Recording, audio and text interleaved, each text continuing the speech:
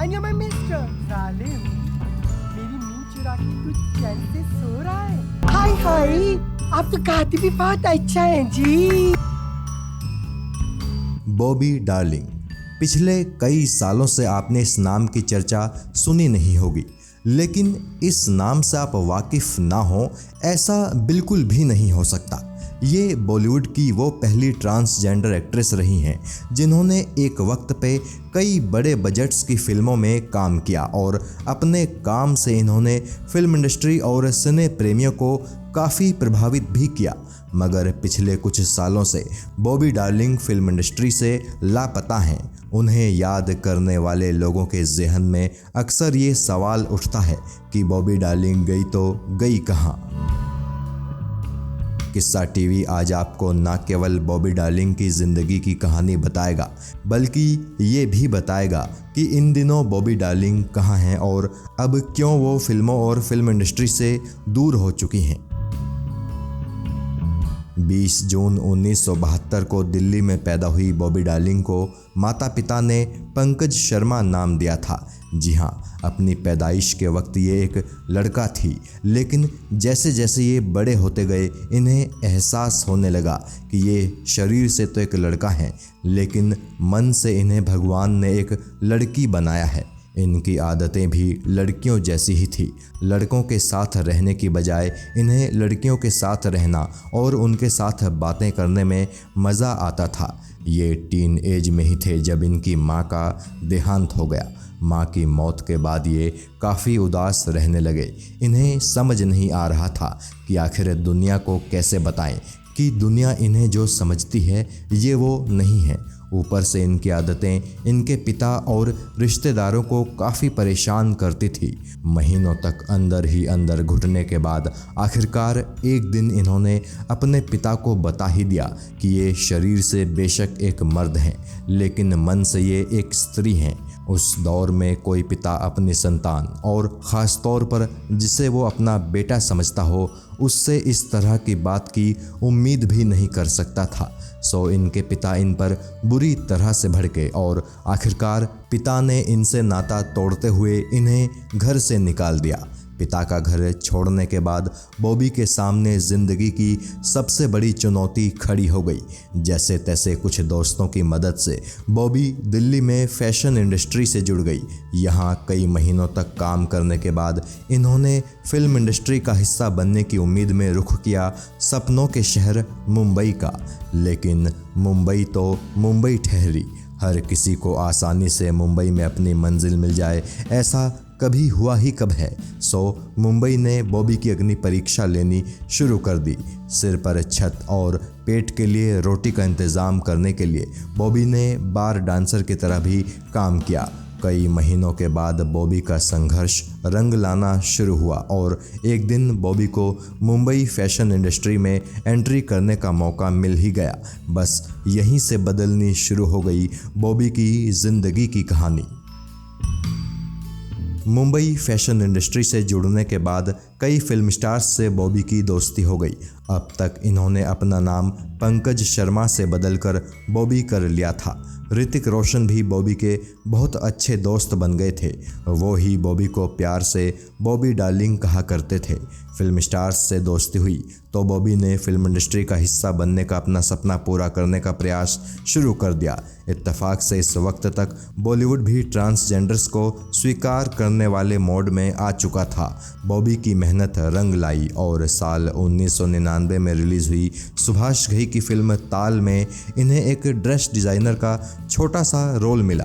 ताल फिल्म के क्रेडिट्स में इनका नाम बॉबी डार्लिंग ही दिया गया था। ताल एक बड़ी हिट थी और फिल्म की सफलता ने बॉबी की तरफ भी लोगों का ध्यान आकर्षित कराया।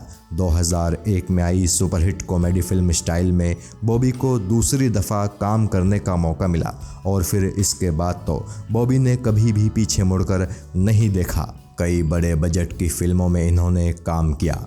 ना तुम जानो ना हम, मैंने दिल तुझको दिया, जीना सिर्फ मेरे लिए, चलते चलते, पेज 3, क्या कूल हैं हम, नवरस, टॉम डिक एंड हैरी, अपना सपना, मनी मनी, ट्रैफिक सिग्नल, फिर तौबा तौबा, मनी है तो हनी है, will you marry me, apartment, दाल में कुछ काला है, शिरीन फराद की तो निकल पड़ी, सुपर मॉडल, हंसी तो फंसी और दी सैटरडे नाइट। आखिरी दफ़ा ये दी सैटरडे नाइट नाम की फिल्म में ही नज़र आई थी और केवल फिल्मों में ही नहीं, बॉबी ने कई सारे और नामी टीवी शोज़ में भी काम किया था।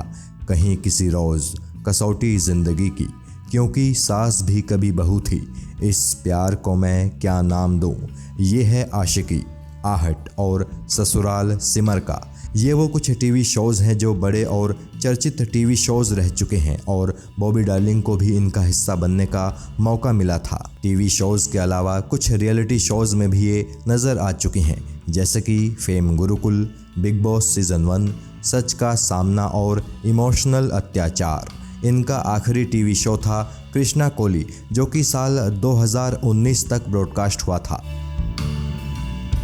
बॉबी की निजी ज़िंदगी की बात करें तो ये तो आप जान ही चुके हैं कि इनके पिता ने इन्हें घर से निकाल दिया था, लेकिन इनके पिता का रिश्ता इनके साथ एक दफ़ा फिर से सामान्य हुआ था रियलिटी शो सच का सामना के दौरान। सच का सामना में इनके पिता को बतौर सरप्राइजिंग गेस्ट बुलाया गया था। उस शो में इनके पिता ने घोषणा की थी कि वो इन्हें इसी रूप में स्वीकार करेंगे जिस रूप में ये रहना चाहती हैं। बॉबी ने कई इंटरव्यूज़ में बताया है कि उनके साथ कई दफ़ा लोगों ने बड़ा ही दुर्व्यवहार किया है, कई दफ़ा उनके साथ फिजिकल असॉल्ट की कोशिश की गई है, उनके प्राइवेट पार्ट्स को ज़बरदस्ती छूने की कोशिश की गई है। उस दौर में उन्हें घर से निकलने में भी बड़ी तकलीफ़ होती थी। रिलेशन की बात करें तो बॉबी कई दफ़ा रिलेशन में रह चुकी हैं, लेकिन साल 2010 में जब इन्होंने थाईलैंड जाकर अपनी जेंडर चेंज सर्जरी कराई तो उसके बाद इनकी मुलाकात भोपाल के रहने वाले एक बिजनेसमैन रमनीक शर्मा से हुई। रमनीक ने इनसे प्यार करने का दावा किया और वादा किया कि वो जन्म जन्मांतर तक इनका साथ देंगे। बॉबी भी रमनीक शर्मा को अपना दिल दे बैठी। रमनीक और बॉबी ने शादी का फैसला कर लिया। रमनीक से शादी करने के लिए बॉबी ने अपना नाम पाखी शर्मा रख लिया। फरवरी 2016 को एक छोटे से फंक्शन में बॉबी और रमनीक ने शादी कर ली। बॉबी को लगा जैसे उनकी ज़िंदगी अब अपने असली मुकाम पर आ गई है, लेकिन शादी के मात्र 1.5 साल बाद ही बॉबी ने अपने पति रमनीक शर्मा से तलाक लेने की अर्जी अदालत में डाल दी। उन्होंने रमनीक पर आरोप लगाया कि वो उन्हें मारते पीटते हैं। रमनीक के दूसरी महिलाओं से भी संबंध हैं और इतना ही नहीं, रमनीक उनके साथ अप्राकृतिक यौन संबंध बनाने की जिद भी करते हैं। बॉबी ने दिल्ली पुलिस को दी अपनी शिकायत में ये सारी बातें कही थी। पुलिस ने अपनी जांच पूरी की और घरेलू हिंसा के आरोप में कार्रवाई करते हुए दिल्ली पुलिस ने रमनीक शर्मा को जेल भेज दिया।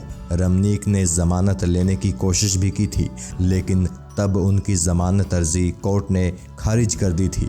उस वक्त बॉबी ने खुद ही सोशल मीडिया के माध्यम से अपने पति रमनीक की गिरफ्तारी की जानकारी दी थी और कहा था कि आखिरकार उन्हें इंसाफ मिल ही गया।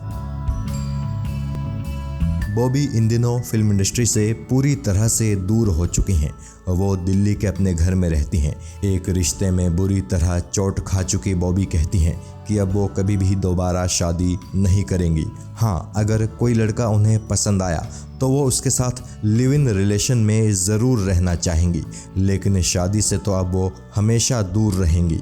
किस्सा टीवी कामना करता है कि बॉबी को उनके जीवन की हर वो खुशी मिले जिसे बॉबी चाहती हैं। साथ ही वो लोग जो फिल्मों में बॉबी की अदाकारी को काफ़ी पसंद करते थे, उन्हें भी एक बार फिर से बॉबी को सिल्वर स्क्रीन पर दोबारा देखने का मौका मिले, ये उम्मीद भी हम करते हैं। जय हिंद।